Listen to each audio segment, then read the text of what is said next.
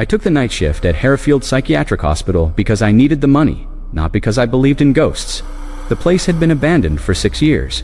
My job was simple: walk the perimeter every 2 hours, check the locks, make sure vandals or copper thieves weren't stripping the building bare. The state was planning to demolish it in 3 months. Until then, someone had to keep an eye on it. They told me about Ward 7 during orientation. "Don't go up there," my supervisor said, sliding a keyring across the desk. "The floors are rotted. The last guy who went up fell through and broke his leg." I nodded. I had no intention of going up there. The first week was uneventful.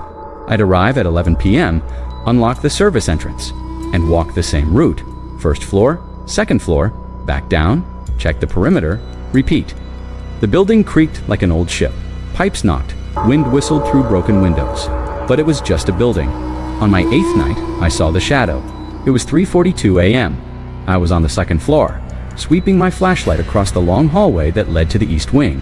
The beam caught something movement, just at the edge of the light. A dark shape, human-sized, standing near the stairwell that led up to Ward 7. I froze. "Security," I called out. My voice echoed. "This is private property." No response. I approached slowly, flashlight raised. The shape didn't move. As I got closer, I realized it wasn't a person, it was a shadow. Just a shadow, cast by nothing, standing upright against the wall. I swept my light around. No source, no object casting it. The shadow was just there. I backed away, pulse hammering, told myself it was a trick of the light. Old buildings do weird things with shadows. I finished my rounds quickly and spent the rest of the shift in my car. The next night, I saw it again. Same spot, same time. 3:42 a.m. This time, I took a photo. The flash lit up the hallway, and for a split second, I saw it clearly: a tall, thin silhouette, arms hanging too long, head slightly tilted. When I checked the photo later, the hallway was empty.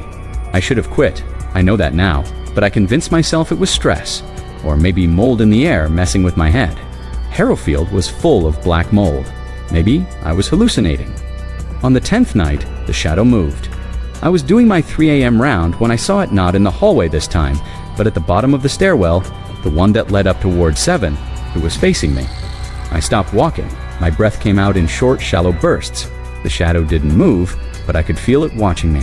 I don't know how to explain it. It had no eyes, no face, but I felt its attention. Then, slowly, it turned and began climbing the stairs. I don't remember deciding to follow it. I just did. The stairs groaned under my weight. The air grew colder with each step. My flashlight flickered. When I reached the 3rd floor, the door to Ward 7 was open.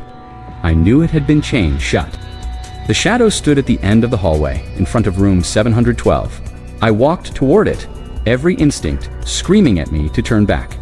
The hallway was longer than it should have been. The walls were covered in peeling paint and old water stains. Gurneys lined the corridor, rusted and overturned. The shadow didn't move until I was 10 feet away. Then it stepped into room 7. I reached the doorway and shined my light inside. The room was empty. No furniture, no windows, just 4 walls and a floor covered in dust. And in the center of the room, written in the dust, were 2 words. "Help me." I stumbled backward, heart pounding. The door slammed shut. I ran. I didn't stop running until I was outside. In my car, engine started, tires screeching out of the parking lot. I called my supervisor the next morning and quit. Told him I had a family emergency. He didn't ask questions. I never went back to Hereford. But 2 weeks later, I got a call from the demolition company. They were clearing out Ward 7 and found something in room 712, behind a false wall, a body, a night guard. Missing since 2003, his name was carved into the wall beside him. Over and over, hundreds of times, and beneath his name, scratched into the concrete, 3:42 a.m.